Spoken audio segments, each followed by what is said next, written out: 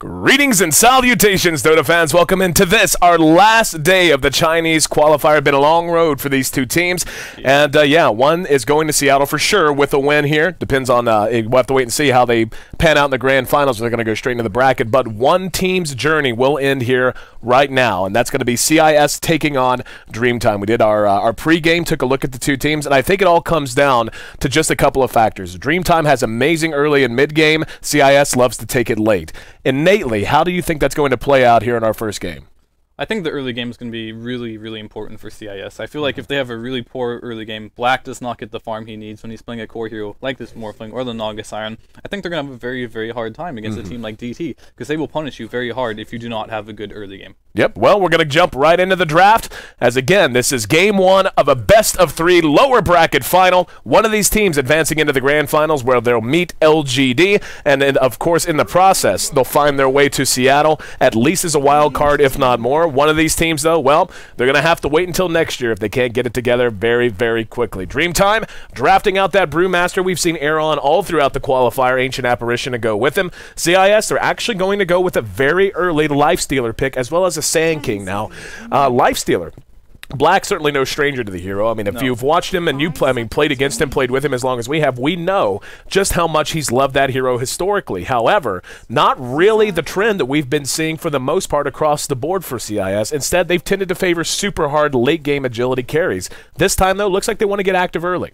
Yeah, it may be because the last few games they did play, they had a really bad early game, and this Morphling that Black was playing was not able to get it together early Exactly. game. So maybe they want to skip that. And they do pick it with the Sand King, so you do have that initiation, the Blink initiation for the Infest Bomb. But what's really suspect for me is, like, when you pick Lifestealer against AA, going into the late game, AA is a counter to Lifestealer late game because you can no longer use your Feast ability, like if you get the AA ult on top of him, and it makes him very easy to focus down. Brewmaster is not an easy target for Lifestealer as well, with all the dodge, and when your rage goes down, you can't throw that Drunken Haze on him. Granted, the Brewmaster pick did come after the Lifestealer, but I don't think CIS was surprised Dreamtime was taking a panda on that pick in particular with AA playing that. So, interesting but very aggressive picks from CIS this game. I really like Dreamtime, like you said. It's just right out of the gate. Ancient Apparition, you've already explained why he's a counter, but Brewmaster might be the best anti-carry in the game, depending on how farmed he is and how good his initiation happens to be. You know, Drunken Haze, absolutely excellent at shutting down a hero like a Lifestealer that is so reliant on magic immunity, so that becomes a non-factor. And as soon as his rage wears off, you can just simply use the air aspect to toss him into the air, clean up his team, wait for him to come back down, and he can rage all he wants. He's just not going to be able to stand up to any kind of decent physical damage output following that. But the Sand King with the Lifestealer, of course, like you said, that's a nice way for him to get in fights and pretty reliable in terms of what he's going to get his Blink Daggers. So this kind of comes down to what we were talking about during the pregame. Is CIS going to just stick with what they've done so far, even though it has begun to run into a bit of a wall, or are they going to prioritize instead the mid game? And it looks like they've opted for the latter.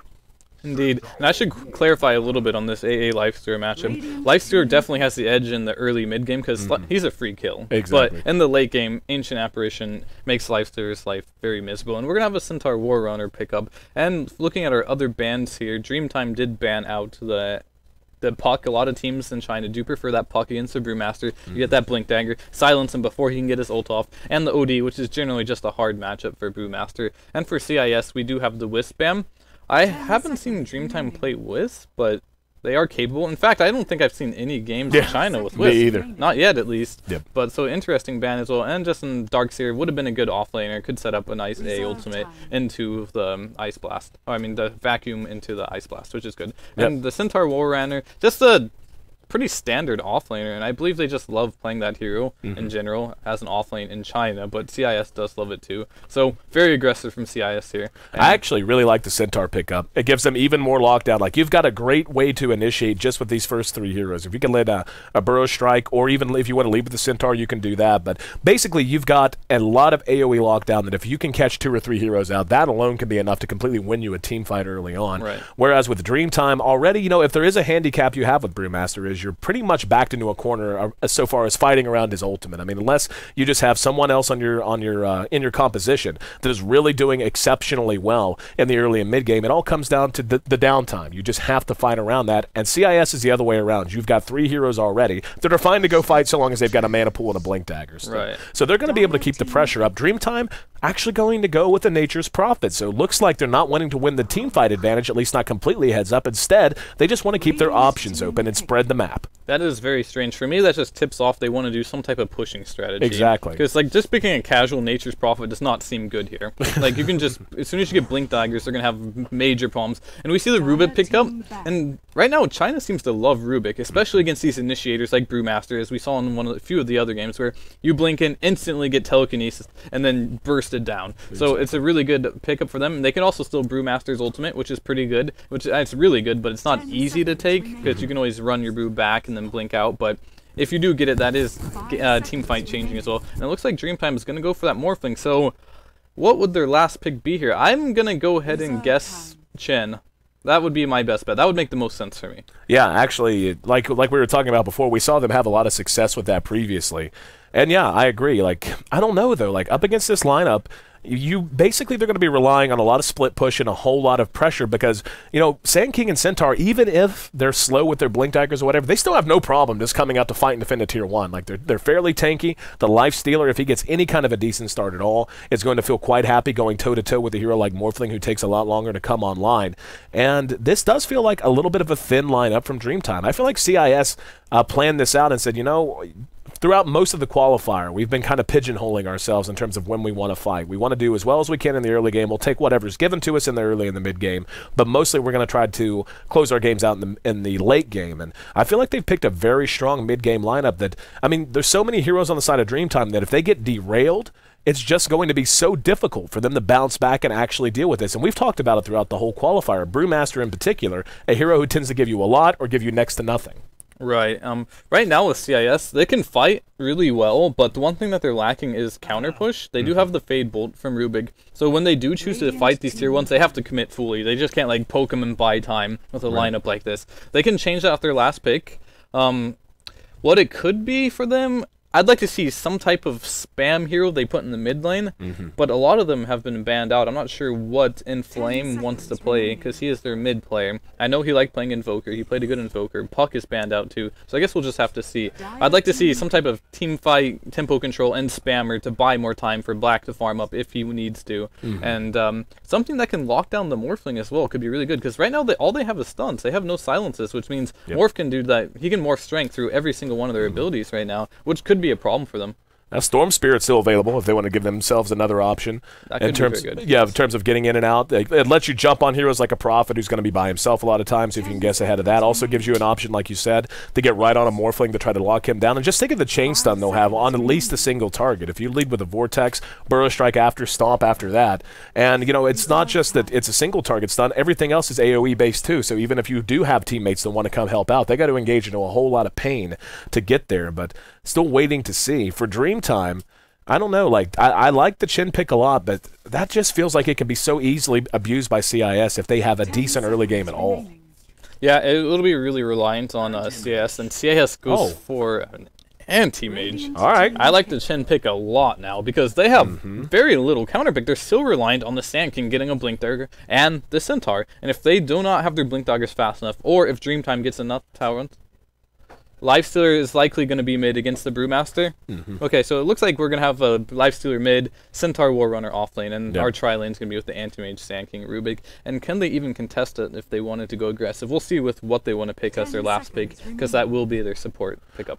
Well, mid-life stealer is not something that we've never seen before or anything. We will see a Vengeful Spirit pickup, actually, from Dreamtime. So, interesting there. I was totally on board with the Chen, especially like after you saw the Anti-Mage pick. That kind of surprised us all, as we assumed it would be Black farming the LS from the 1 position. But instead, I mean, it makes sense, though. I mean, you've got a very elusive carry in the Anti-Mage on your best of days. I mean, look how much, like, where's Dreamtime's lockdown? Like, they've got a Magic Missile, and then they have, what? A Brewmaster if he wants to spend his ultimate, at best. it's not. They're not going to be able to lock this anti-mage down right now. No. What I feel like what they're doing with this Vengeful Spirit is the aura is going to be nice. The aura is going to be very good. It works on the primal split, all those good guys, and then the Freeron is treants as well. So if they need to push early, I feel like Dreamtime really has to push early because where's the counter push for CIS as well? Like how do they defend their towers? They have to go in and win a team fight. If they go in, lose a team fight, they lose 2 towers right there. Yep. So, it's kind of what we anticipated, man. It's going to all come down to how the laning phase goes on both sides. And the draft from CIS, like, DT is just going to have to outmaneuver them. If they do, like you said, they've got everything in the world to punish them by taking towers and whatnot. But CIS in a full 5-on-5 fight, especially early, even with the Brewmaster Ultimate, there's just so much they have to account for. And especially... find anti-mage, but there's no lockdown. Yep.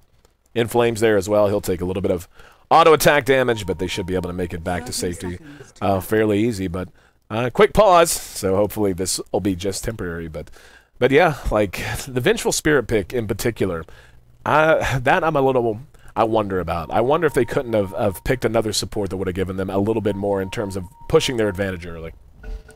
I feel like it can work out. I think Chen would have been really good for just trying to end the game quickly, but if you do ball up, Vengeful Spirit, if she does max her Vengeance Aura first, is pretty good. Against Anti-Mage in the late game, the Tear does bring down his armor, which, again, like, heroes that can bring Anti-Mage's armor down are the ones that typically counter him the best. So, coming into the late game, they're going to have a hard time dealing with this Anti-Mage, but they have a Lifesteal to back up too, so I do definitely give CS the late game advantage here. So they need to get a lot done in this early game. And they can as well, given the lineup CIS picked. If they push early, CIS might have some problems, but if they can defend the first couple pushes just by getting some kills, I think they'll be in great shape. Yeah.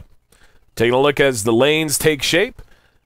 Who do you give the early laning advantage to? I mean, DT seems like they're a little bit more flexible, but do you think they're going to be able to deal with CIS? I mean, right now we're not seeing any overly overt aggressive pressure, but how about these offlaners? How do you think their time's going to go?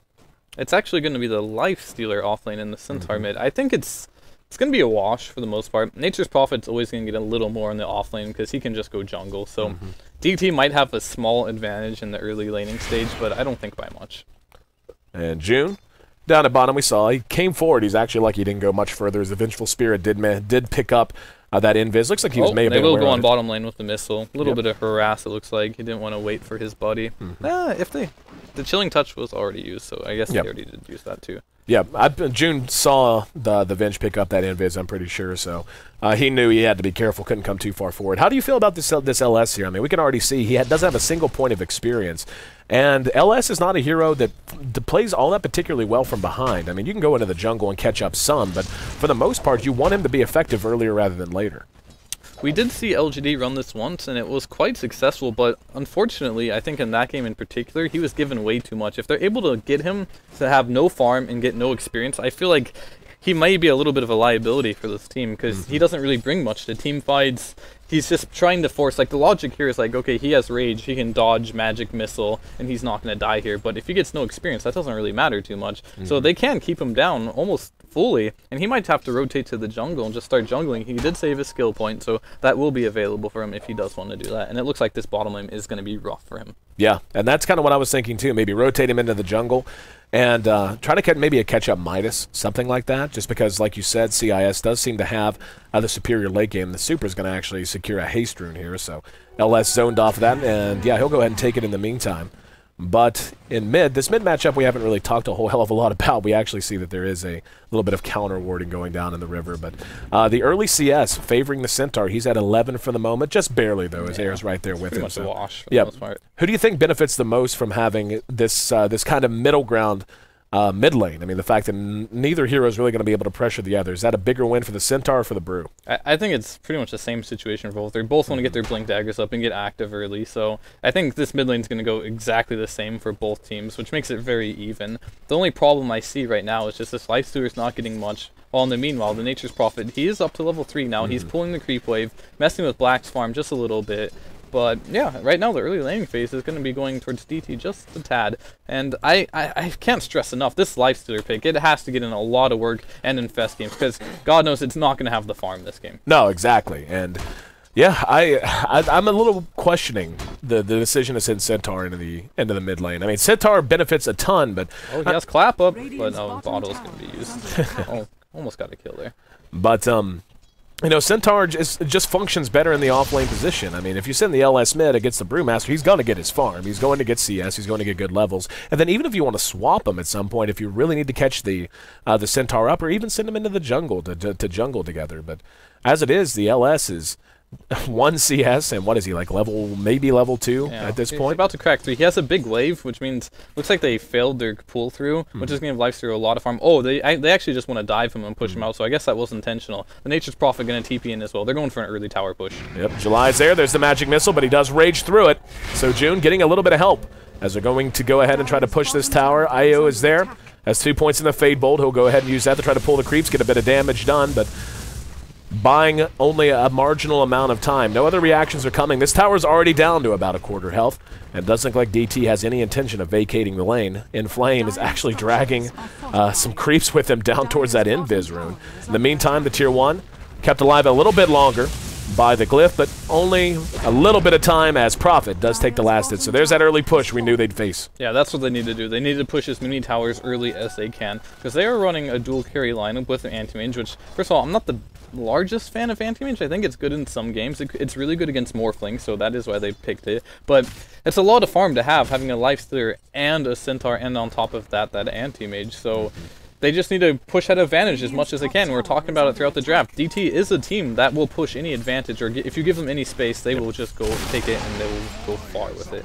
I think the big story so far is the Morphling's off to a great start. Not quite as good as Black, but yep, now they're going to go ahead and, yeah, look, I thought they might try to stun June out again, but using the chilling touch instead, just keeping the lane pushed forward and keeping him off a farm. But he's sitting at 5 CS. Morphling already has 25 at 5 minutes, so you're not talking record-setting farm, but he's in great shape. He's right where he wants to be, and he's going to be able to be a part of these fights much earlier. And that Lifestealer pick, like you said, they need to figure out a way to utilize him or to catch him up quickly. Otherwise, he is just going to be dead weight.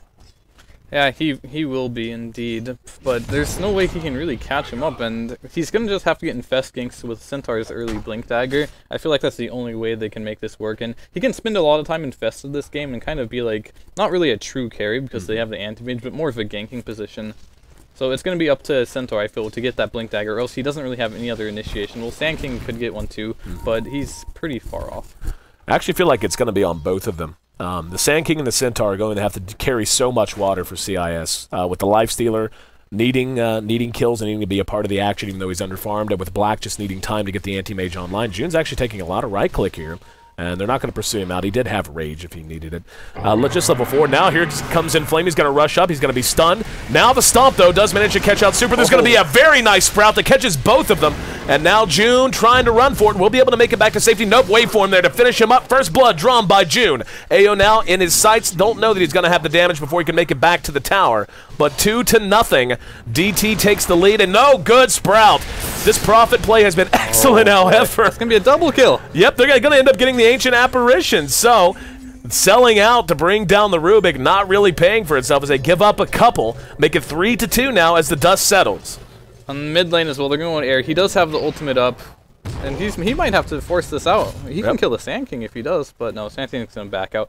That was a little aggressive. That went so well for DT. Then they choiced into the tier 2 for no reason. 8 of Fade Bolts and lost 2 more on top of it, and for that Rubik kill, totally not worth it. So I was going to say like that would have been disastrous for DT, but getting those 2 kills on top of him helped him out a ton. Yep.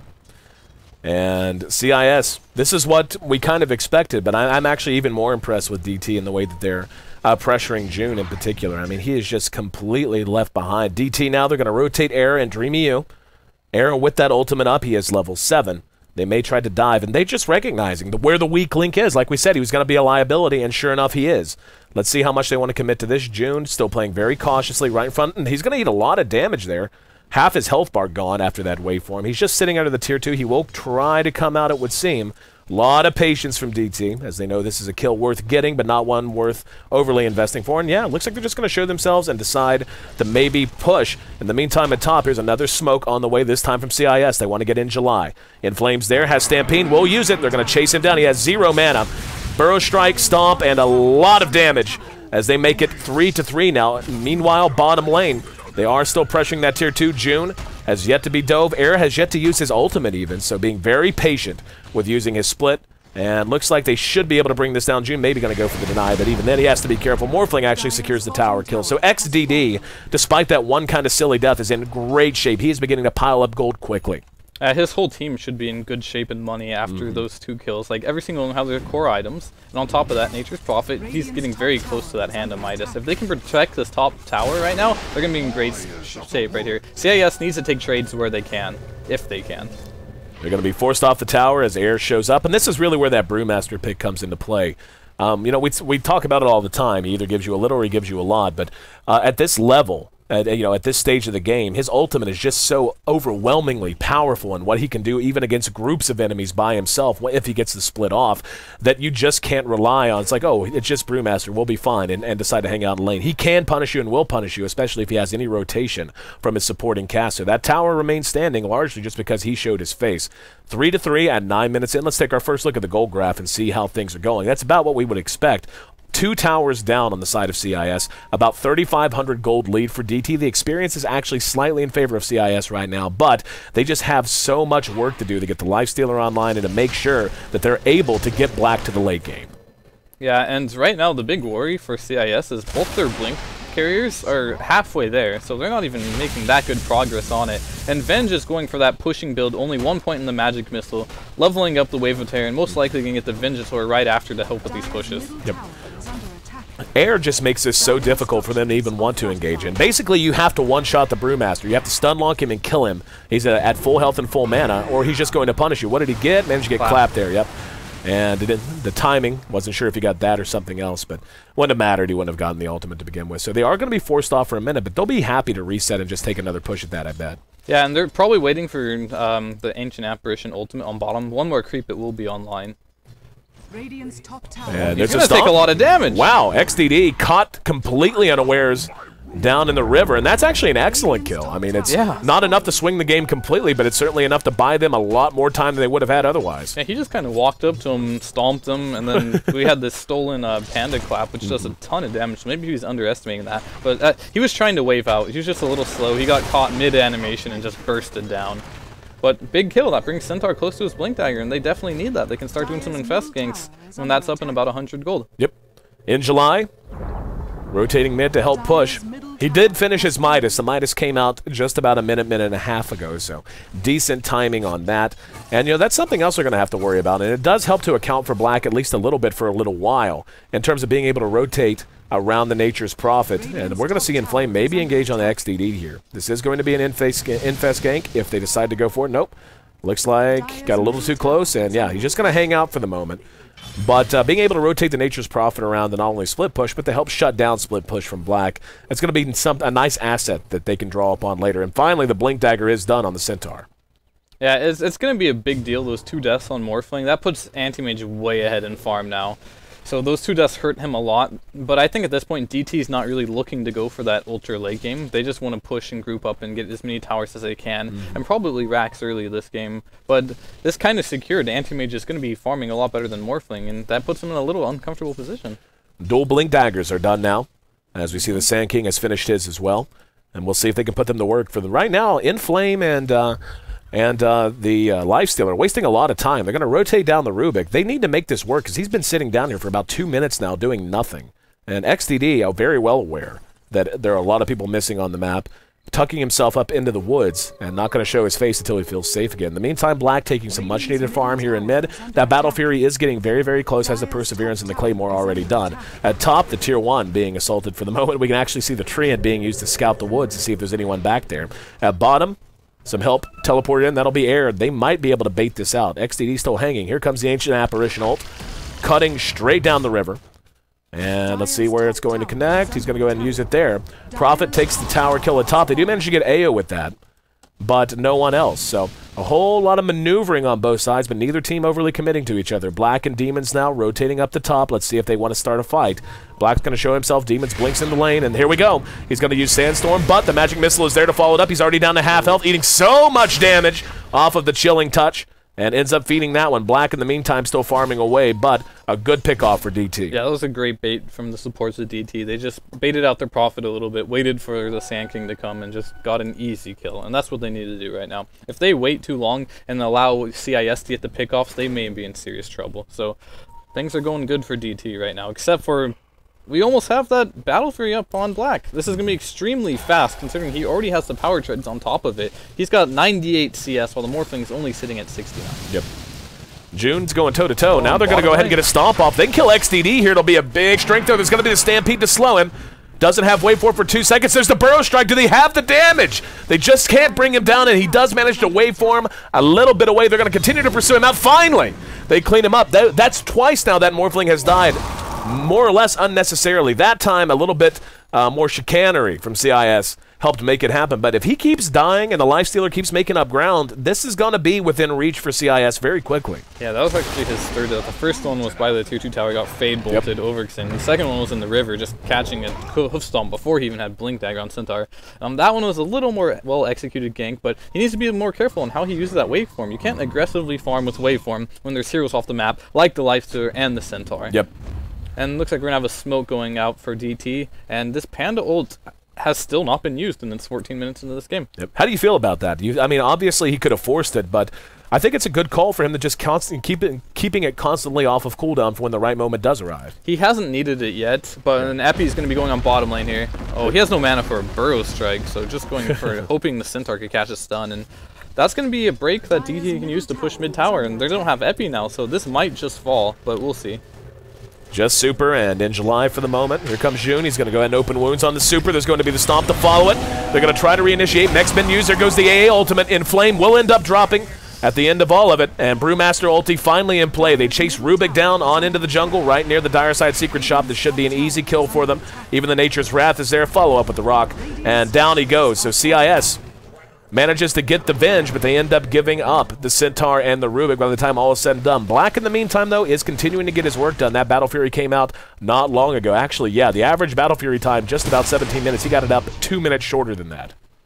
But the same problem with Anti-Mage is, like, he doesn't peak until, like, 30 minutes, and he can only start fighting around the 21-minute mark. I think he'll finish his Manta style up, and that gives 5 minutes for DT to do whatever they want on the map. Yep. They can go for Roshan, they have the Vengeful Spirit. I'd like to see Medallion pick up, but it looks like Venge went for the Phase Boots instead, so that won't be up. We have Book 2 up on Prophet as well, so if they manage to just group up, get one pick off, or just go when Sand King ultimate down again, they'll have no problem taking a Rax before Black even comes online. Yep, and that's kind of, again, this is what we talked about during the pregame. We knew it would come down to this one way or the other, be a playstyle, be a draft, and in this case it's both.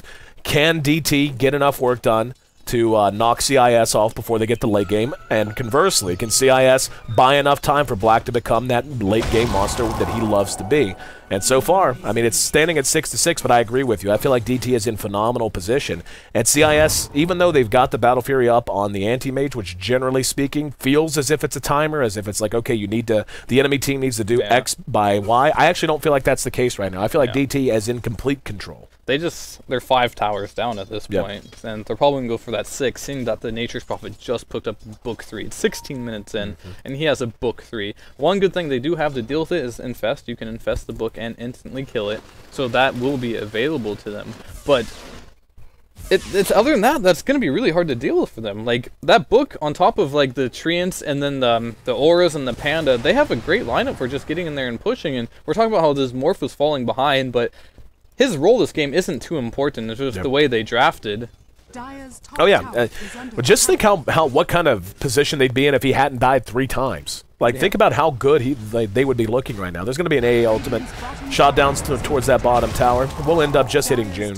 Up at top, though, they're going to go ahead and trade away their last remaining outer tier tower. I feel like that's actually not the best trade for them. Yeah, I mean, they do give away a tower. Actually, do they? They're not even going to get this. Here comes Brew. Brew has ulti if he wants to use it. Doesn't look like he wants to. June slowly crawling away. Demon's in the meantime using the Blink Dagger to try to blink away. There's going to be a Sprout, it looks like, back in lane. Demon makes it away, and June, barely able to make it away. CIS is fortunate as hell that they got away without losing 2 heroes there. Yeah, both of them got really low, and they ended up not trading the tower. We'll see if they want to deny it. It depends on how confident they feel. No, they don't feel very confident that they can keep that tower up. Against an anti-mage, you can just run down there and backdoor it, so they're just going to go ahead and deny it out. And that's actually a big deal. Like, the more towers you get down, that gives more space, more map control for anti-mage to farm, like enemy jungle and stuff like that. So, I feel like DT, they're still on a little bit of a timer here on when they could actually win this game, where if Black, he gets too farmed, he's going to be very hard to deal with. But at the same time, the items are coming in for DT, so even if it does go that super late game, DT is still in good shape. Well, the thing is, and you know, it's almost counterintuitive. You know, anti-mage, known as probably as fast as any hero in the game at all to get 6 slotted. He just fills his item slots up quickly, and he can be a 1v5 monster, but when you look at the statistics, he actually has a very narrow window that he needs to walk through. You know, it's something like anti-mage win percentage is extremely high, 35 through 40 minutes, but after 40 to 45 minutes, it plummets again, just because heroes like Morphling actually do better in the late game. So, and it looks like they will go for that push now. They don't want to get to that point of the game, and they want to end it now. Exactly. So DT pressing their advantage. Inflame is there, gonna land the stomp, and here comes the follow air there, using the Brewmaster ulti, AA ultimate shot, but not going to accomplish much. Inflame still has a passenger on board, waiting on June to jump out. Demons in the meantime just trying to survive. The tier 3 ends up dropping. June coming out to do what damage he can, but that's next to nothing. His early game just too disastrous and not really being a big factor, and Demons even can barely touch them. So they managed to weather out the Brewmaster ulti, but now the second wave is on the way. AO ends up dropping. There was a good sprout onto Inflame. They will not get the Cold Feet proc, but good swap from the Vengeful Spirit, and AA there to help clean things up along with the rest of them. And yeah, Black coming back in, landed a very nice mana void that time. Super now on the way out. There's a buyback from Prophet, and they managed to get XDD, so that's a double kill for Black. So even though they lost their own tier 3 and it looked like that fight was about to go against them, they just bided their time enough, waited for Air's ultimate to end, and then re-engaged. And yeah, CIS manages to keep this game going a little bit longer. That's exactly what they needed. Rubik had to rebuy there. Nature's Prophet did end up rebuying. It was pretty much for nothing, though, because the fight was not continuing after that. And they just need to get a couple of kills, and Black is going to pick up the Vlads instead of finishing that Manta and trying to go for a quick Roche, but I don't know if he's going to be able to do it, and yeah, they're fully aware of it. They have the A ult there, they have Nature's Prophet ult available too, so if they get in the pit there and they get hit with both of those, there's no way they can do it. So it's a little worrying that he actually picked up that Vlad's right there for that next push that comes, but if they can get another couple base defenses like that, that's exactly what they're going to need if they want to win this game. I mean, obviously they would lose a Rax there regardless, but they will not lose the game. They will lose the game, I feel, if they take that, if that Rax goes on next 5 minutes. They're going to take another run, and they manage to pick him off again.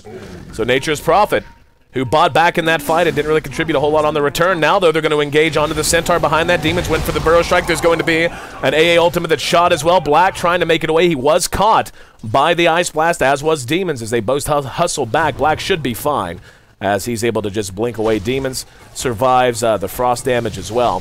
But, yeah, that's a Nature's Prophet traded for a Centaur. And the fact they got the Nature's Prophet is a big deal, but they've reached the point in the game, I feel, where they have to start getting even, like, better than even trades. They can't keep trading 1 for 1. But I feel like at the same time, they do need to fight outside their base like that, find the pickoffs before they group as 5. If they deathball up again like that, I don't think they can defend it with their heroes unless they get, like, a perfect epi. But even so, like, the Morphling's so tanky at this point. Brewmaster's ultimate will be unaffected, and then Venge should be staying really far behind as long as the Nature's Prophet just putting his summons in. I think they should just go for a Roche first, put it on the Morphling. That way he can just sit in the front lines without having to worry about dying or getting bursted down. Yeah, it's an excellent point. 11-9, we got 20 kills in a 22-minute game.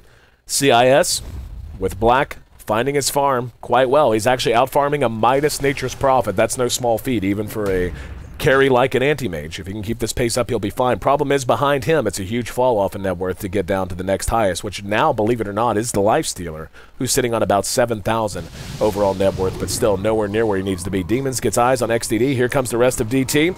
They're going to try to punish Demons, and yep, he's dead for sure. He'll Burrow Strike his way into the woods, but didn't even make it into the trees. That's the kind of death they can't be giving up just for free.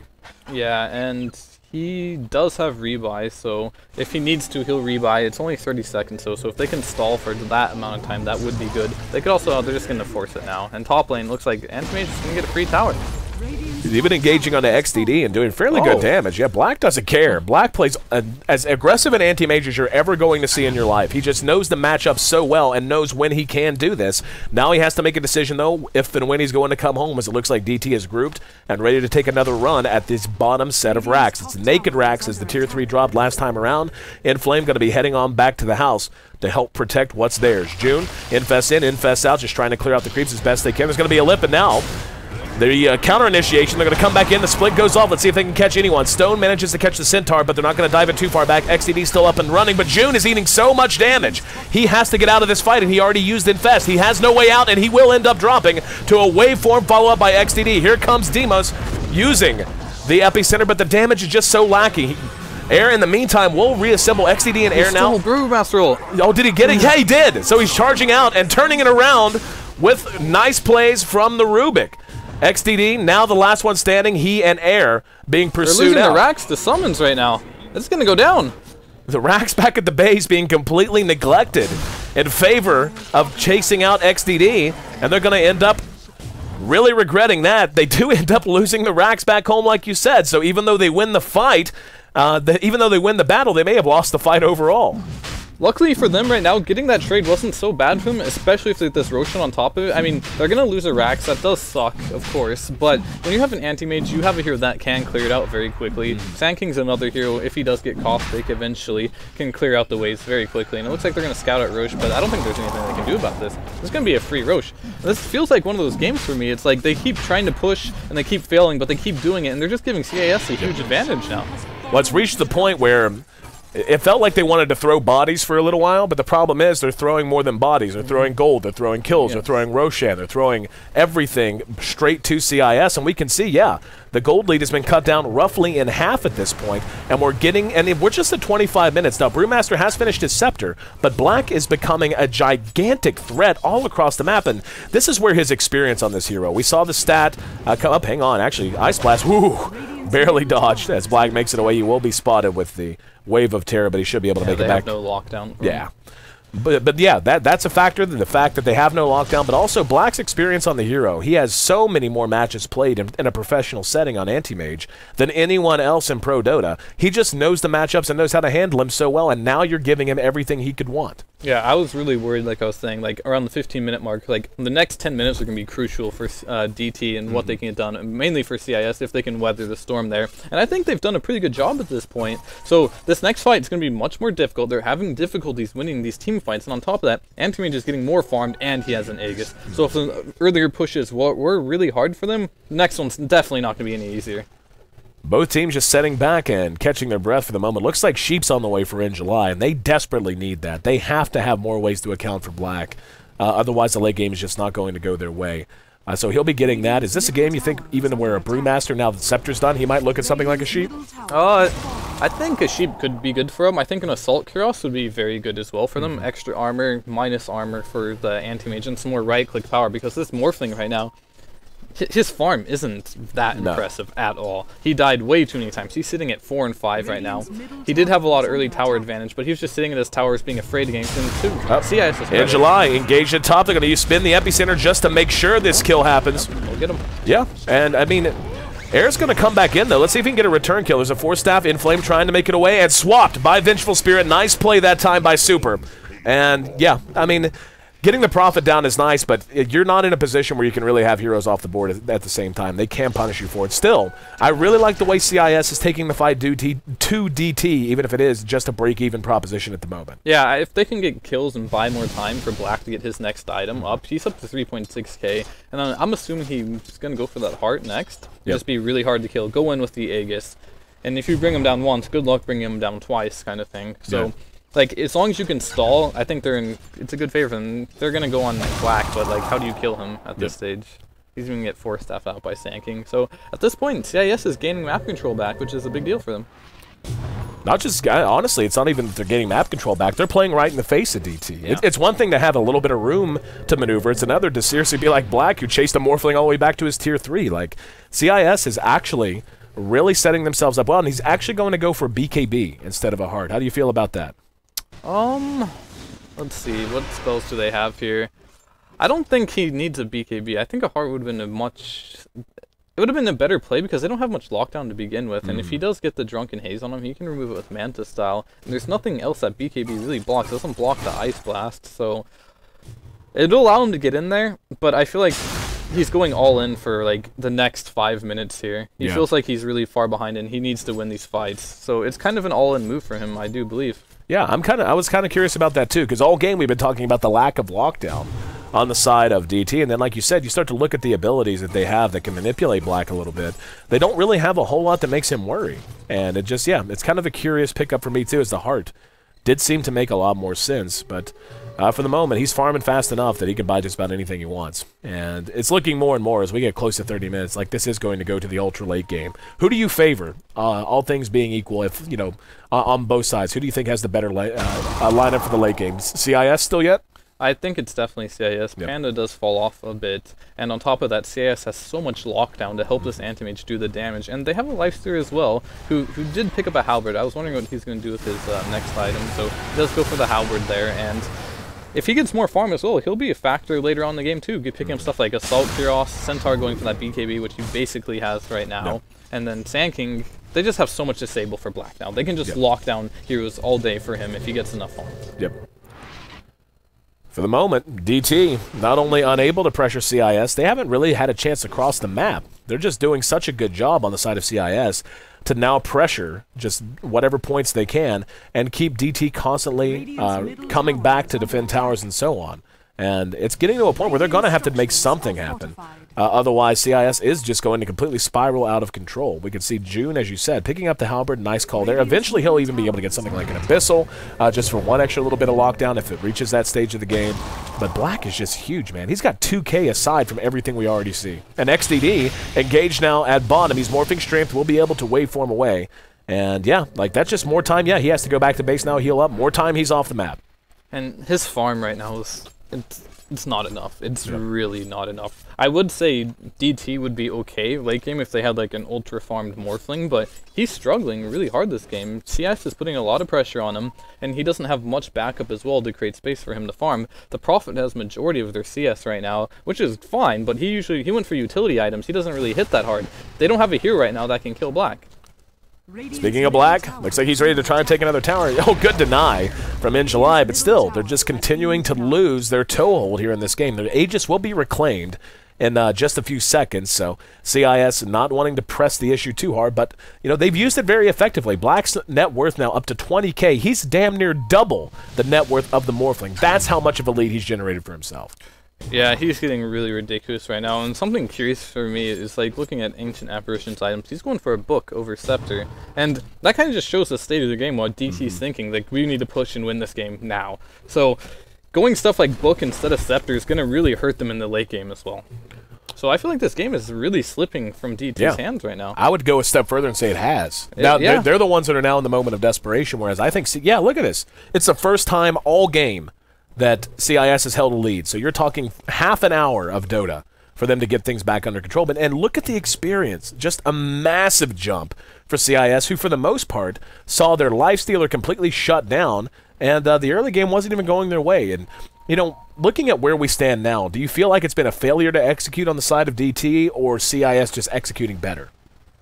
It's been a little bit of both. Yeah. I think the push timings from GT were a little sloppy. They overstayed their welcome more than once and ended up paying a massive price for that. But for the most part, CIS has been on point with like how they've been approaching these fights, knowing they're behind, throwing a couple bodies in there, bringing the rebuys, and then taking the fight and then winning the fight after that. So CIS, I feel, has been playing this very well throughout the mid-late game, but GT has made a little too many mistakes, and now they cannot push the advantage that they easily had for the first couple minutes of this, or first mid-early game. I would completely agree with you. It's not that CIS has been playing poorly, but equally, it's not that they've been playing exceptionally. They've just been playing their game, and DT, on the other side of the coin, had every bit of impetus to take control of the game and just failed to do so. And like you said, mistakes across the board kind of accounting for that. Bad timings, bad decision-making, team fights, and, you know, there have been good plays. The Rubik stealing the Panda ult to run them out of the base at the end of the last big team fight at bottom. That was obviously a huge game-swinging kind of a moment.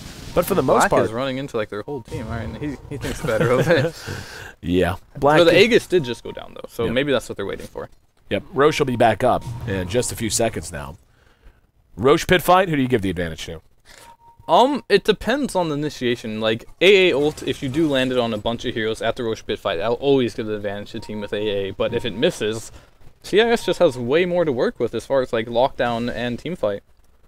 Well, DT, all grouped, has his CIS. DT does have one separated out that is the Prophet, as one would imagine, just keeping that bottom lane pushed in, trying to create one extra thing to account for in Flame.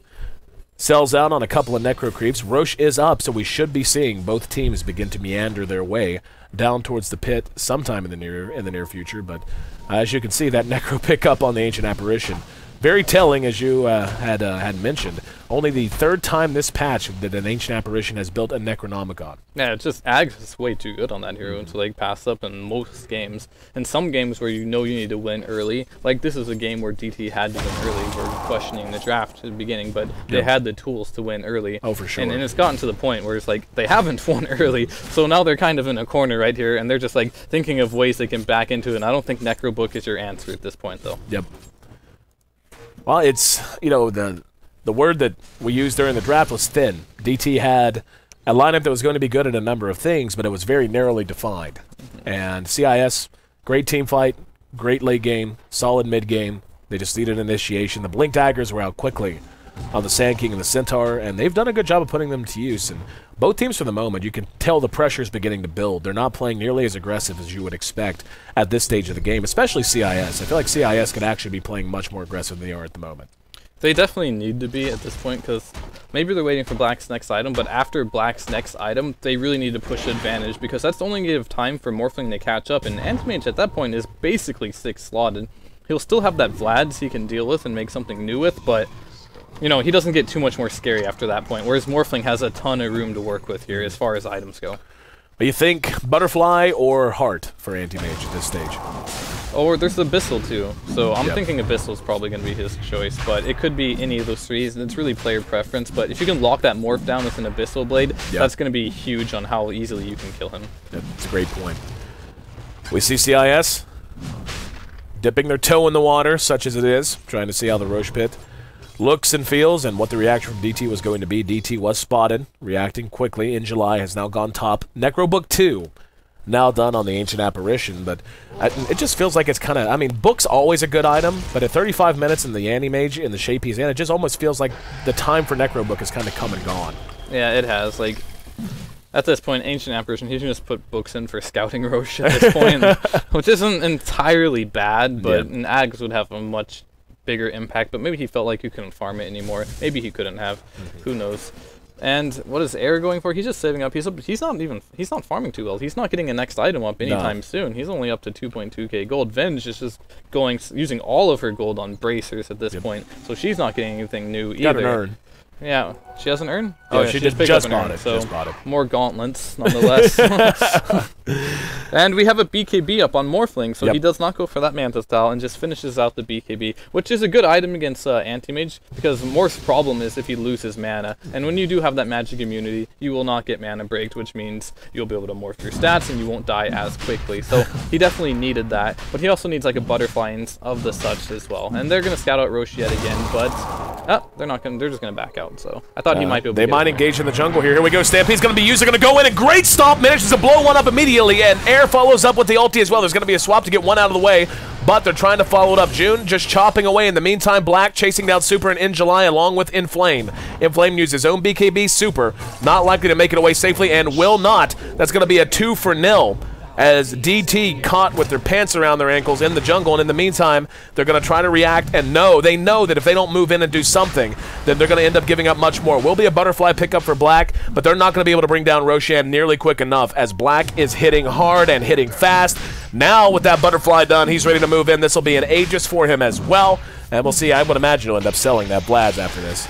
Yeah, he's probably going to end up selling it, or maybe he just wants to give it to Lifesteer and thinks he's invulnerable, but I think right now an Aegis on him would be really good, and they can just start sieging the base. And that team fight just explained, like, what DT situations, right? He's going to give it to the Lifesteer, so he does have rebuy too, so they're just going to get in, probably with the Lifesteer Anti-Mage, poke on the towers, do what they can, and it's up to Nature's Prophet now just to buy some more time. But what he's buying time for at this point is, I guess, a little more farm on Morphling, but that last team fight just showed you, like, Morphling, he just, as soon as he saw any trouble, he replicated replicated the hell out of it. He had to. Yeah, so it's just like, he's just gone. Every team fight, they don't even want to fight right now. They know they can't fight, and they're not in the position where they can, I guess they can try some Rat Dota with Nature's Prophet and Morphling, but there's so much lockdown that they can get picked off so easily. Yep. DT in a rough spot now. Well, this is what we're talking about statistically speaking. This is when Anti-Mage is at his peak. 35 to 45 minutes, 6 slotted, and ready to roll. We'll see. He may end up selling, you know, the Vlads at some point for something bigger, but he's an absolute beast. He's almost level 25, and I'm going to guess he, bought, sold, then bought again. As doubt he bought 2 BKBs, but yeah, I think DT, they made time for themselves, made space for themselves, and gave themselves an opportunity. They just failed to failed to capitalize. And now CIS, just one game, could end up being one game ahead if DT doesn't manage to somehow weather the storm. I really don't like their chances late at all. Like I don't like the way the Morphling matches up. The Brewmaster has definitely given them a lot less than they would have wanted. And in the meantime, CIS just has tons of mobility everywhere. Yeah, I think the main problem is just his Morphling's farm has not been on par throughout the whole game. Like, he's just sitting on a BKB, Yasha, and a Lincoln Sphere, and we're at 40 minutes in. Most of the time you see Morphlings like that when you're running a single core lineup, but I guess the Nature's Prophet is there too. They're almost 6 slotted as well, but he can't fight this Anti-Mage. It's actually impossible. But the one thing they do have going for them in the team fights, if they can execute perfectly, is if you can make a replicate of Black, you can bring down most every single one of the heroes on top of CIS. It does so much work for him at this point, especially going the Butterfly. That's why I kind of didn't like the Butterfly choice as well. It's like, if you make a replicate of that, that is a hard-hitting ability that you have for them, and they have no way of purging it. They have no heroes, or no Diffusal Blades, or Hexes, but it looks like, will he be fine? He's Force Staff already used, and nope, they're not going to be able to get him. So, luckily got out of there, baited the Stampede, and 3 heroes time, but well worth it nonetheless. He's being able to get his Manta Saw up very soon here. But going back to my point as well, it's like, they're just going to have a rough time right now. But if they can manage to get a perfect Replicate off and get a good Panda ult off, they can still win fights. I really like, I'm guessing that's going to be an Assault Cuirass pickup for the Lifestealer. Oh, definitely. And yeah, that makes so much sense. And it's going to make them just so much stronger. Even if the Morphling comes online, he's going to be coming online against the Lifestealer, who at this point is, I mean, he's behind in terms of net worth, but when you have a Lifestealer and an Anti-Mage, the Anti-Mage up to 28,000 net worth at the moment, it's just hard for me to imagine, you know, barring just extremely poor initiations out of CIS, how they're going to have the firepower to bring anyone down. The Replicate, as you said, is something I honestly hadn't even considered. But, I don't know. 40 minutes in, and DT gasping for air at the moment. We've yet to see them put that Aegis to work, though, so we'll see. I mean, CIS, just knowing their playstyle, they may just farm another Aegis, like, really. Yeah, it's possible. And the big problem is they're going to have the Auras online, too. The Assault Cuirass is completed now, and on top of that, that Centaur is getting dangerously close to his Shivas, so they're going to have bonus Auras for their team, which means everyone's going to be extremely tanky. Rubik has his mobility. Sand King as well has mobility. So every hero in CIS has what they want. And that's going to be very difficult to deal with. Even if you do farm this Morphling up to 6 slots, it's getting to the point where the farm is there for CIS. Winning team fights, I don't feel is even an option anymore for them. Yep. Both teams continue to play passively. As you said, the Shiva is getting close to done. July has 3,000 gold tucked away on his own. Black shrugs off the Ice Blast. Don't you wish you had a Scepter right about now? He and June are looking to bring down this tower. And I don't even think they're going to contest this. Yeah, there's no way they can contest this. The Aegis is up. There's no way they're killing Black. So even if they do burst down the Lifestealer, he'll be back, and Black will kill all of them, or they kill Black. Epicenter coming in. Or was. No, he's just chilling. Oh, I thought he was. I thought he was going to go for it. Thought we'd see somebody else.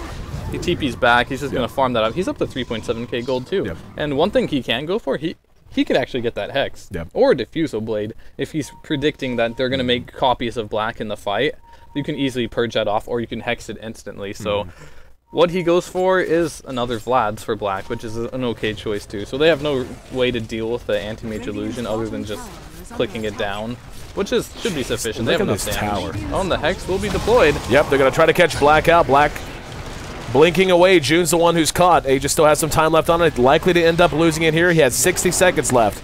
But now that's going to buy time for someone to come back. There's the Drunken Haze. And June going to go ahead and infest into the Necro Creep.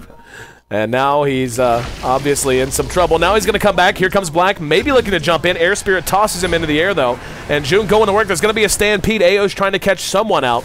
And looks like they're actually playing very aggressive. I think they should just be happy that someone is alive. But Air hung around way too long. And yes, Rubik got it again. They're going to go ahead and rush up as Inflame joined up with them. And Rubik once again got the split. In July now, next on the list, he's in trouble.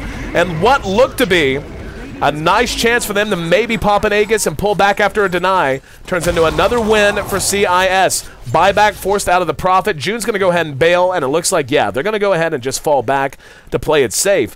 But still, giving up quite a bit, and the fact that June had to buy back in July in and of itself, pretty costly to say the least for DT.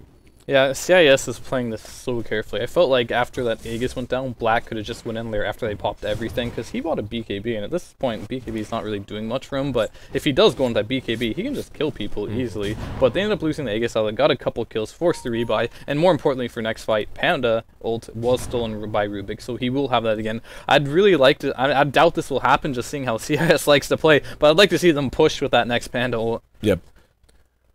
But knowing they're probably just going to play it safe and farm up for a little longer. But I don't see why. Black is literally 6th slot. There's nothing he can replace at this point, other than maybe a battle free, but that's not even good, because you can push out the lane so quickly, and that's half of why Anti-Mage is such a good hero. Yep.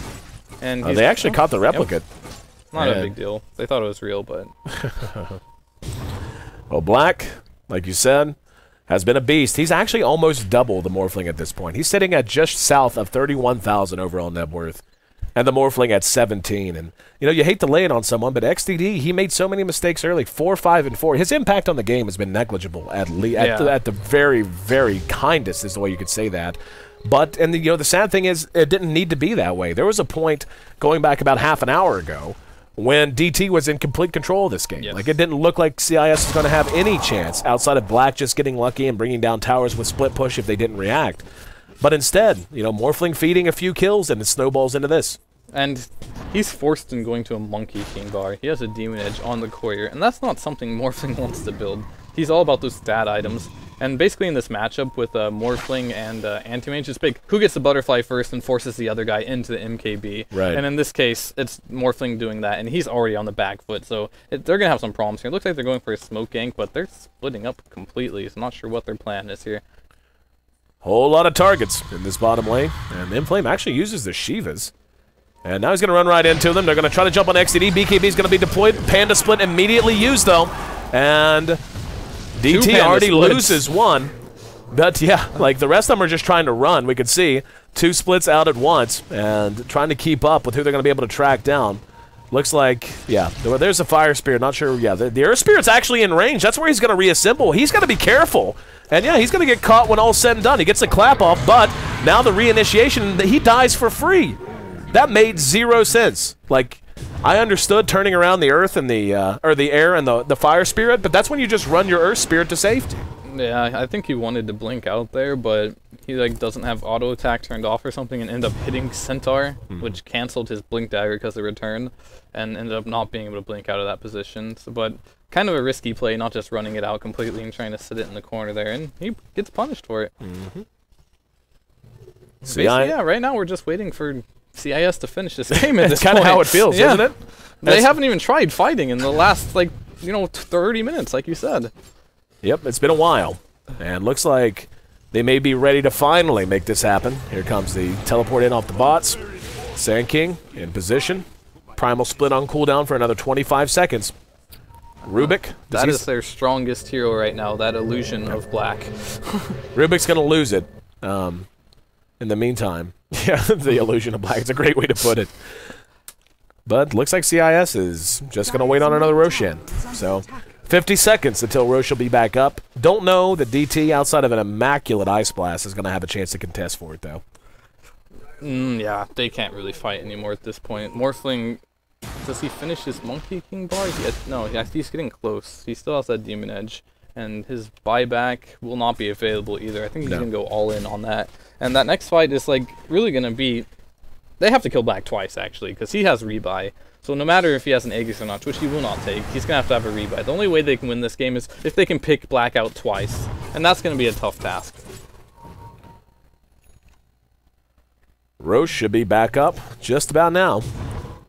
And June's just waiting on it. Yeah, just sitting there. Oh, well, good. Now he's going to duck out. That's unfortunate. He's going to duck out just before he respawns. I thought it was. Yeah, he's going to walk back in. That's just kicking it, just hanging. There it is. I don't think he saw it. I don't think he did either, actually.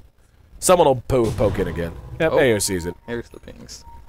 So MKB picked up on the Morphling, as you said. Rebuy not going to be an option for him now. And they are completely all in. They know there's no way they could have contested this to begin with. Demons is actually getting pretty large on his own, worth mentioning. But, yeah, I don't know there's a whole lot more we can say that we haven't already. CIS got to the stage of the game they wanted to be at. They capitalized on mistakes DT made. They made plays when they needed them. And DT just was completely unable to push the advantage they had earned for themselves in the first 15 minutes. Yeah, at this point, they're just being extra safe right now. Like, they want this win, and they want it badly, so they're just going to play out a little longer than they need to, but they're going to ensure that they get the Aegis up, and if a mistake does happen, they won't get punished for it. So, right now, Black's pushing out the lane, probably will bots back in the mid lane, which I hope he doesn't, because then his rebuy bots will be on cooldown, so yeah, hopefully he just runs there, and it looks like he will. XDD, in the meantime, up atop, going to try to pressure when and where he can. Replicant is on cooldown for another 30 seconds. Keep that in mind, because as you said, their strongest hero is a Replicant of Black at the moment. It really is, and they've been doing a good job on DT, though, like, prolonging the game. They're just hoping this Morphling gets to a slot chance where they can actually win in the super lane, because Black doesn't get any stronger, so they're playing Rat Dota here, forcing them back and not allowing CIS to get together and push. So good play by them on that front. It's continuing to extend the game. July and XDD, both hanging out in the woods. But if CIS decides to just go ahead and shove this lane out, which they will, and then immediately run down mid, I don't think that they're going to be able to push mid out in time to prevent them from finally hooking up. June picked up the Maelstrom, as we saw, so a little extra damage there. And I'm actually impressed with how well June's bounced back. June is almost as farm as the Morphling right now. That's just like, and he had about as horrendous a start as you're ever going to have in a lifesteal. He was completely irrelevant for the longest time. But now, a very big part of the success they've seen. Now we're going to see them jump on July. July forced to BKB. He's going to run away. Black used his as well, anticipating some kind of an engagement. And it looks like, yeah, they're going to go ahead and fall back again. So Morph just backdooring top lane. That's backdoor region, buddy. Oh. XDD caught by the Centaur, has his Lincoln's pop. He's going to try to run. Now he's going to BKB and teleport home. So CIS, once again, playing ultra safe and accounting for the Morphling and just going to keep shoving these lanes. Yeah, and DT is just on full Rat Dota mode, trying to get as much of a reaction as they can to get them away from their base, because they know right now if they take a team fight in their base, it's over. So they're just buying out as much time as they can for that Aegis to go down and for more farm to come up on their other heroes so they can actually take a team fight. AA does have his book 3 up. He's up to 2k gold as well. If this game does go to like 70 minutes, we could be looking at a Hex on him, but yep. I think they're gathering up now, and this might be their opportunity they've been looking to do damage to the base. June chopping wood on the tier 3. No glyph is available, I don't think, actually. We'll see. It's up still. Is it up? Okay. For DT, glyph is up. Got it. So glyph is available. And they're just continuing to play this out very cautiously. Again, the ant up. Hang on, they're going to engage on the XCD. Has his Lincoln's pop. Next going to be deployed. He's going to wait for him back. BKB's up on everyone. They bring down the tier 3. June playing ultra cautiously. We'll go ahead and pull back. He's got 3 minutes left on his Aegis. In the meantime, he just finishes his Mjolnir in full as well. And now they're going to rush back up, waiting on the creep wave. So CIS on, illusion, yeah. CIS on the cusp of getting an upset win here in Game 1. And we all predicted a 2-0. Don't know that's going to be the case. As Air now spotted and brought down immediately. That's a godlike streak for Black. They bring down the racks. The epicenter was going off, but to be honest, kind of irrelevant. And the Brewmaster, I don't think has buyback, or he would have spit it by now. And, yep, they're just being run all the way back to the well. They're going to hang on as long as they can. But this one finally looks like it's going to be closing down as CIS manages to respond and bring down the Morphling, or at least bring down his push at top. Yeah, and at this point, what can they do? Like, Black is just going to blink around the base and just take as many buildings as he possibly can. Swap on the June. Hex is there. Still has the Aegis, though, and it will be used. Now XDD forced to BKB again. July as well. Black's just rushing them down and uses the Abyssal Blade. One's down, make it 2 as July makes it another double kill. He's beyond godlike and has played beyond godlike as CIS shocks us all, taking Game 1 in our lower bracket finals, now moving themselves just 1 win away from punching their ticket to Seattle and shocking Dreamtime, who entered this qualifier as, in most people's eyes, an unquestioned second-place team behind LGD. Now they're just one game away. If they lose another one, they're done. Yeah, they're going to be completely out. Like, their draft was so all in, and they tried to play it that way, and just the one failed execution, I feel, just on that ball fight where they lost that fight, cost them the game. Well, I mean, you're right in that it was, like you said, one big fight really cost them, but in the end, it was a culmination of a lot of little mistakes that basically, like you said, the draft, when we even said it, it felt thin. It felt like they had to get a lot done in a very specific way, and if they didn't, it wasn't going to be enough because the late game, they had zero lockdown for the anti-mage worth mentioning. And yeah, guys, thoughts? It just felt like like you said, there were too many mistakes. XDD got caught out so often in that early game. I mean, and honestly, like, I haven't really been impressed with his play. He's done that a lot, I think, in the last couple of games, especially in the group stages, and I felt like that was one of the keys to their loss. You talked about that big bot fight as well, the itemization, going for the Necro book on the Ancient Apparition. So a couple of questionable plays. I'm not sure what you thought about the game. You were obsing it. You were there the whole time, Cameron, so what did you think? I really thought that CIS had lost it when that bot push started up. The anti-mage TP'd in, he immediately killed the Necro 3, went down to a quarter hit points, had to go back to the fountain, heal up. The epicenter basically did nothing. The centaur initiation, forced a BKB, but I think that was about it. And they somehow still managed to hold, even with the racks going down. I think the biggest factor with that bottom fight as well was the Nature's Prophet bought back. The Sand King bought back, but the Prophet bought back.